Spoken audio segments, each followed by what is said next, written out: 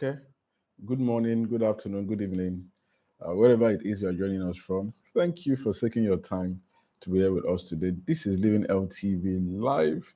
My name is Benga Adebayo, and we are here to discuss a very important issue, the issue of burnout. Burnout. Yes, burnout is what we'll be discussing today. And if this is your very first time of joining us, thank you so much for taking time to join us. I appreciate you. I celebrate you. Thank you for joining us. Please go right ahead and subscribe to this channel if you've not done so. Take some time to like this video and let everybody know that yes, Living LTV is live. Is live. So please, let's go ahead and like the video and share it. Please share it with your friends. I'm going to just share it on my status, my WhatsApp status, and that we are live. Okay. Um, yeah, and we are live. Great. Um, you can also do that. Please share it on your Facebook page, your Facebook stories, your Facebook wall. Let everyone join and discuss this very, very important issue of burnout syndrome. Okay, how did we get to this topic? I was invited to speak at the Chartered Institute of Personnel Management's annual international annual conference in Port Harcourt a few days back, and what they wanted to talk about was burnout. And as I interacted with the um, leaders and shakers of HR, human resource management in Nigeria, I got to see that, well, this is something that was really, really, really on the front burners with a lot of people in their organizations. The things that their staff were complaining about was this very issue of stress, getting burnt out, diminishing returns, and what have you. So I said, okay, we're going to try to take a look at that at Living LTV Live today. Just discuss in broad strokes, right, the issue of burnout. So what does it mean to be burnt out? What do we say is burnt out? What are the things that we need to look out before we say somebody, yeah, bros, sis, I think you are burnt out. Burnout is in simple terms, burnout is the end result of stress. So any individual that is faced with a high amount of stress or an inordinate amount of stress, more stress than you can cope with, that you can deal with, you get burnt out. So burnt out is the mental, physical, emotional outcome that an individual experiences when they are faced with overwhelming stress that they can no longer deal with. So they just get burnt out, right? Just like you put a fire and you put wood inside it. It gets to a stage that once there's no fuel anymore, once there's nothing to fuel the fire, so to speak, the fire is going to burn out, right? Fires always require fuel, and I think that makes sense. So any individual, anybody that is unable to get fuel, right? The fuel now is stress. It's whatever is putting you under pressure. If that thing gets to a place that your resources, your capacity, your abilities cannot meet up again, then lo and behold, you get burnt out. And burnout is a very, very serious problem. A poll was done by the Gallup organization in America, and they found out that up to 75%, right? Three quarters of staff of workers in the United States say that they've experienced burnout at one time of their lives. And up to 25% of these 75% say that they are frequently burnt out. They are frequently overwhelmed by the tasks that they are faced with. So it's a real problem. And it's a problem now that Now, so we start to ask ourselves, how do we deal with this? How do we cope with this? How do we solve it? Does it mean that we should take away stress from life, right? So you know, if there's no stress, then nobody gets burnt out. If stress is wiped away from human existence, then nobody is going to get burnt out. Well, the interesting thing about that, like when we do our stress management retreat and we train people on stress management and how to do that, how to cope with stress, how to manage stress. The bottom line is, if you don't want stress at all, you know, a lot of people say that I don't want stress, I don't like stress, no stress for me, just leave me alone. I just like to take things easy.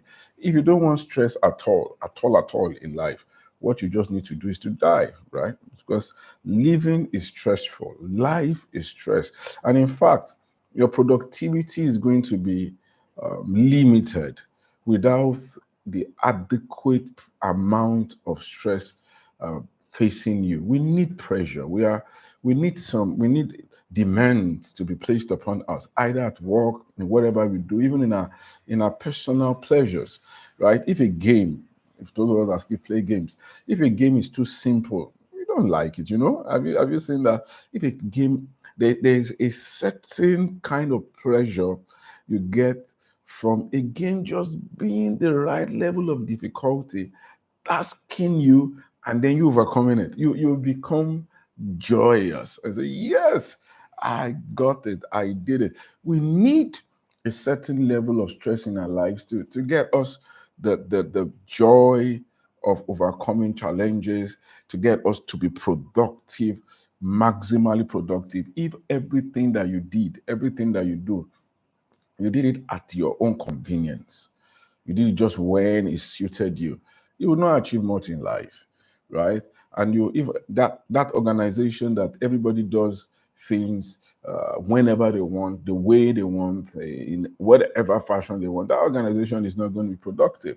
So, in the corporate circuit, if you could do 8, they gave you a target of 10 and you met it, they're not going to give that target for you next quarter. No, no, no, no, no. They're going to yank that target up because they want to stretch you and they want to get you. And that's important for health, well-being, and productivity. That adequate amount of pressure to put you um, on to make a demand from you that get this done. You can get this done. And we also get to enjoy that. Now the problem now is when that pressure is so high and for a prolonged period of time with no break for you to refresh, for you to get renewed. That pressure is just there. That pressure is just there. That pressure is just there. The time is going to come, something has got to give, right? Something will give. And so you can have burnout. You can get burned out. So how do you know if someone is burned out? Because stress and burnout are not the same thing. So what are the things that you should look out for before we can say, wow, I think I'm getting burnt out? If you constantly find yourself that you are always tired, right? You wake up tired, your energy level is low. Probably if nothing is wrong with you medically, there's no medical condition that's giving that, you don't have a cardiac condition or stuff like that, then you are burnt out. If you start to discover that you have trouble sleeping, you may be burnt out, right? You just find yourself counting sheep. And sleep is important. Like I jokingly tell people, um, so many years ago, there was the opinion and belief that to sleep was a um, that you cannot be sleeping while souls were perishing. Right? People used to say that to us those days. But I've come to see that an adult, and science bears this out, that an adult needs 6 to 8 hours of sleep every day. Very important, right? 6 to 8 hours of sleep, regular sleep. And because that, we've done a lot about sleep on Living LTV. And if you have not seen any of those episodes on sleep, I encourage you to just do a quick search and you find it and you see the secrets, the important, and then we try to explain the science of sleep on that episode. So please go look out for it and watch it. So, and maybe we do you the favor in the post production. They might just put this, I liked it, or they can even drop the link in the chat box. I asked my colleague to please look out for that link on sleep and drop it in the chat, um, the live chat. So, sleep. Good afternoon, welcome, Michael. Thank you so much for joining us. Sleep is critical. So, if you start to find yourself that you are finding it difficult to sleep, it's just tedious to sleep for you, you are sleepy, then perhaps you may be burnt out. If you start to find yourself lacking passion for work, you're tired about work, there's no joy. If you're not lazy, you're someone before now that you've been passionate about your job, you want to go for it, and you just suddenly find yourself there's no joy. There's no joy anymore. You're just doing it, blah, blah, blah. Let's just collect a salary, and you're just. Then probably you are getting burnt out. If you start to see that, you start to get upset about the thoughts of work, it's possible that you are you are burnt out, right? So those are some of the symptoms, and this is different from what you see about stress. When somebody is stressed, the person becomes agitated, right? There's that feeling of I need to do this, I have to do this, not enough time. For the fellow that is burnt out, just doesn't care anymore. Just stays out there and just be looking. Whatever you want to do to me, do to me. I'm not going to shift from here anymore. I can't do anything. That fellow is burnt out and needs help to overcome that condition. As usual, if you have any question, please go right ahead and share and write it, type it out in the chat box at any time. I'll be happy to answer those questions, and we'll take more them as opportunity arises. So that's what it means to burn out. And no stress all by itself, without even getting to the burnt out syndrome, even though you still have some fuel, stress by itself is detrimental to health, right? A prolonged level of stress is, even if you don't get to the burnout, some people have huge reserves, So we don't have to say, oh, somebody is being stressed, and so the person is not yet burnt out. Okay, so let the person just continue. No. It's extreme stress, being under extreme stress without breaks for relaxing, for recovery, is not a good position to be. It's dangerous to your health. You cannot be under persistent, uncontrolled exposure to stress hormones, because when we're under stress, our body is preparing to either fight or fly. So it's all arms on deck. Is everybody, your body, your heart rate, your blood pressure, your catecholamines, the hormones that get you to do awesome things. So without even getting to the burnout stage, extreme prolonged exposure to stress is probably, it's not just probably, it's unhealthy, right? So we need to learn to cope with stress, get to relax stage, just be exposed, get resolve whatever. It's not just like, if I may use that allegory of playing games again, if you're consistently playing a game and the game does not give you a playing, you're going to get angry about that. And that's why cheat codes come in. People just get the cheat code and try to do something. I want to overcome this. So a prolonged, persistent, unrestrained exposure to stress is not good. We don't need to get to burnout syndrome. But burnout syndrome now means there's a depletion. There's a total depletion of the person's reserves, and then there is trouble. We don't want that.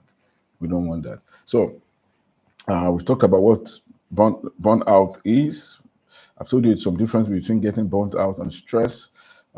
Told you some of the symptoms of what it means to get burnt out. So what can you do if you are burnt out? What are the things?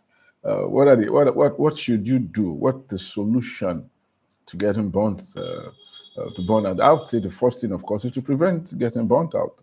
So it's to manage stress effectively. If we manage stress effectively, do the things that we need to do when we need to do them, the way we need to do them, and get the result that we need, then probably we will not get burnt out. So that acronym comes in play. That mnemonic, that simple mnemonic of ABC is as simple as ABC to cope with stress, to cope with the issues that make that demand of you and put you under pressure. Managing them is as simple as what?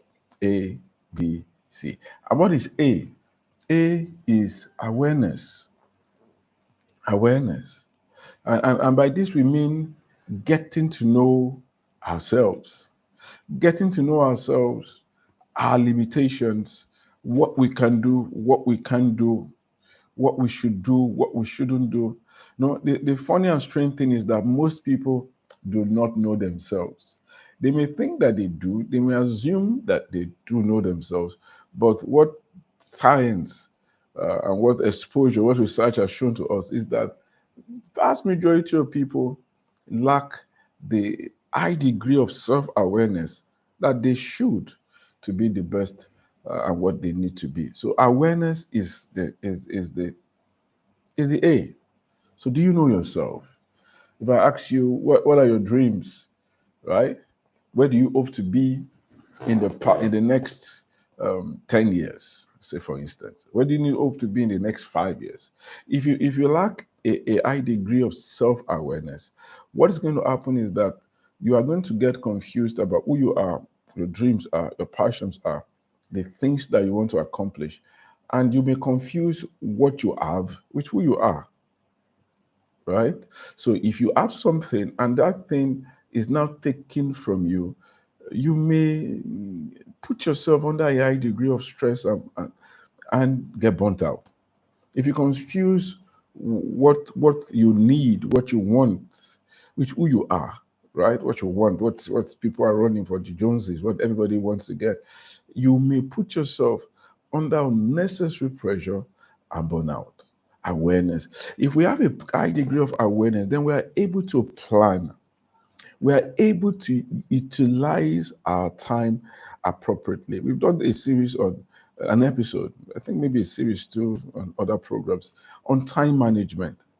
If you don't manage your time effectively, if you do not manage your time well, um, and you are doing things that are not important but appear urgent. You are devoting your time to these things that keep screaming for your attention, and leave undone the things that are important but appear not to be urgent.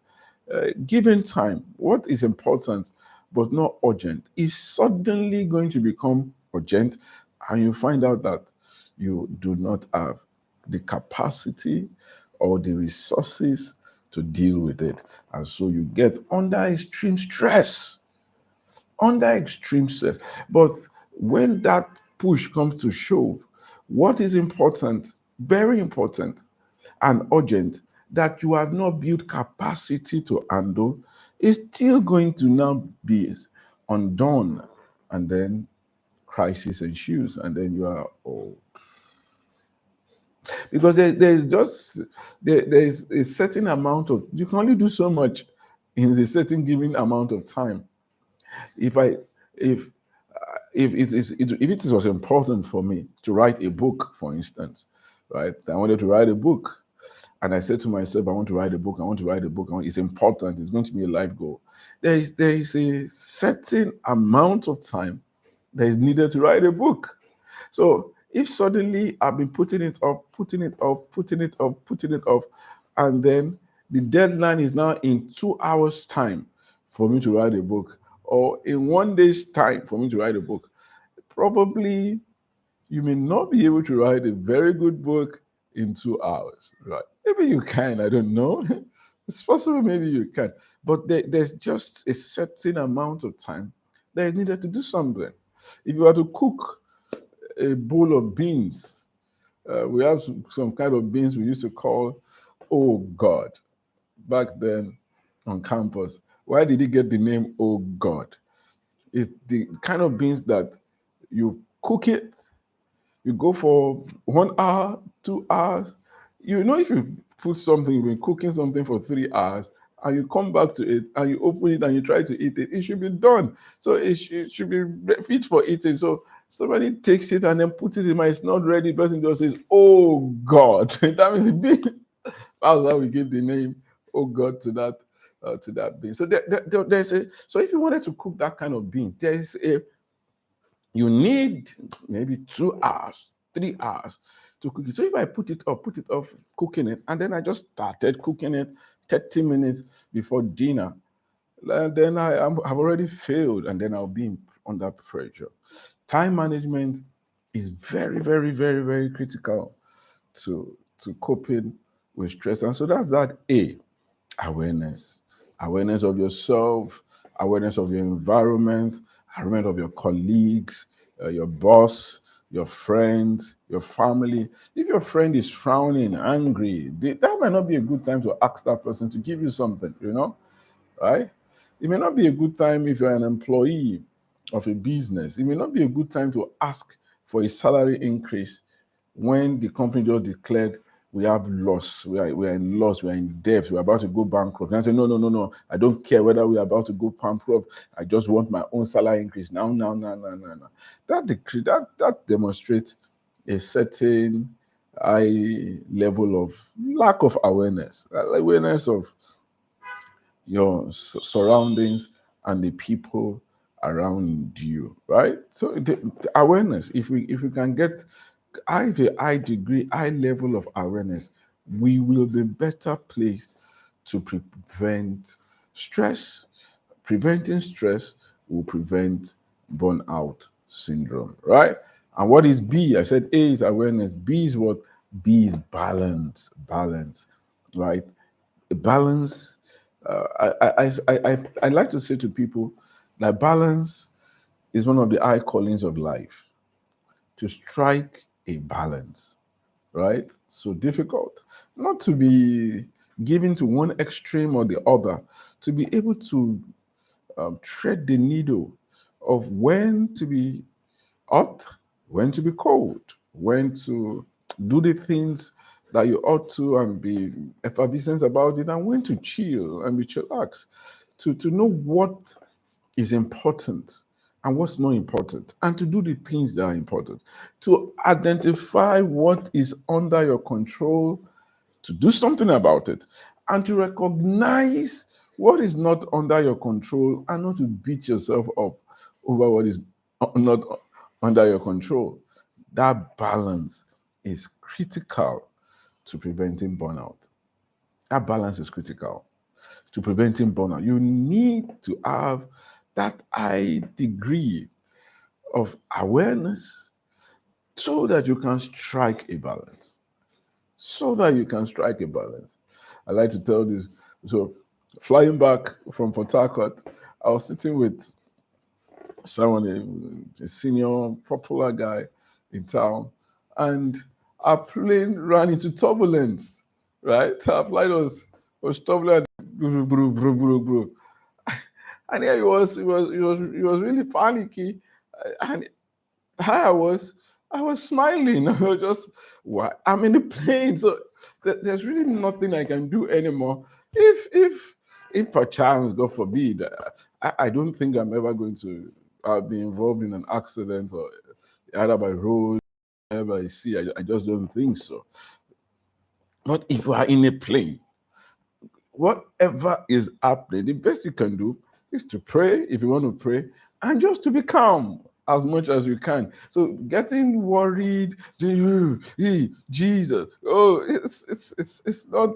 it's not going to help you, right? Praying is fantastic. If you can pray, if you're a person of faith and you think prayer is great, but getting worried and scared and all that, because at that time the plane It's not in my control. So you need to be able to strike a balance, to recognize what is under your control, what is not under your control, and to stick to what is under your control, right?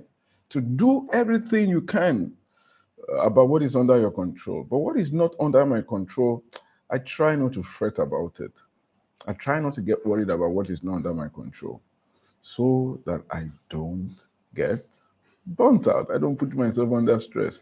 Part of what will help you as we talk about balance, and then we move to C. So after talking about it, of course, A is balance, is awareness, B is balance, and C is control. As we speak to control, you need to learn. You are in control. There are some things that they are under your control that you feel that you may erroneously have come to believe that they are not under your control. You are in control of your time, right? You are in control of your time. You are even in control of your thoughts, your mind, how you think, what you think about, what you believe about yourself, what you believe about your possibilities and the things that can happen to you. It's under your control. It's not under the control of the government. You know, a lot of people like to think government is in charge of everything. The government has done this, the government has done that, or the government didn't do this. Whatever the government of the nation you're watching us, just think government. Yes, government has a lot of power, don't get me wrong. Government has a huge role and power to control a lot of things about your life. And that's why it's important for you to choose wisely. What's under your control if you are living in a democracy is your vote, right? It's your vote. So your vote is under your control. However, notwithstanding the government of the day, whatever the government of the day is doing or not doing, there are so many things under your own control that you should seize the control of them, right? The control and the impact of your control may not be visible immediately, may not be something that instantaneous action may give the result immediately, but your career is under your control. It's under your control. If you think you want to become something along your career, so you decided today, you start to sow, just like somebody that wants a cocoa tree. You mean you if you want a cocoa tree and you want cocoa fruit will not come to you today, right? If you say I want a cocoa tree, what you need to do is to procure cocoa seeds and plant the cocoa seed. It will take time. It take 5 years, right? Before you can harvest your very first batch of cocoa. But after you've done that, then you start to reap. So if you say you want cocoa and you plant cocoa and you know that it takes you 5 years, so it may make sense to also have something else that will help you along the way until that cocoa is. So in those days in agri, they used to talk about complementary farming. So you plant a crop that takes a while to yield fruit, but you also plant something that gives you fruit periodically so that you can survive. Because if you say I want cocoa and then you plant cocoa and say wait for cocoa, before that cocoa brings a harvest, you probably may be dead if you have nothing else to eat. Because I don't think you can survive without for 5 years without resources. So control, change your thinking, change behavior. And we are Health Solutions Television, we are a Health Solutions company. Um, our health is critical. What you eat, I've always said it, you are what you eat. You are what you eat. What you eat is important. What you put into your mouth has a huge bearing on your health and your well-being. So watch what you eat, rest well, go for checkups. Like we said several times on this show, it's not a good testimony to say I've not seen a doctor in the past 10 years. It's really not a good thing to say. You should see your physician periodically. Go for your vitals. Go check your blood pressure, check your blood sugar level, check your cholesterol, right? Do your renal status. Let's get to know if you're a man, your prostate status, if you're over 40, right? If you're a woman, this is Cancer Awareness Month. Your breast, um, cervical status, yeah, pap smear. Let's know whether there's cervical cancer there, because cervical cancer is totally curable, right? Totally curable. No woman ought to die of cervical cancer because it's a slowly growing tumor. It takes years and years and years and years and years to grow, to spread, and then to kill. But sadly, cervical cancer is one of the leading causes of cancer deaths in the tropical region. People just don't check it. They just don't catch it. And cervical cancer is preventable with the use of vaccine, the HPV vaccine. So please see your physician, see your doctor. Don't take things for granted. Don't just look at it and say it will be fine. So please and please go for checkup. Burnout is preventable. You don't have to fall to it. You can manage stress effectively. We all need a little bit of stress, an adequate amount of stress in our lives to be the best that we ought to be. But it doesn't have to burn us out, right?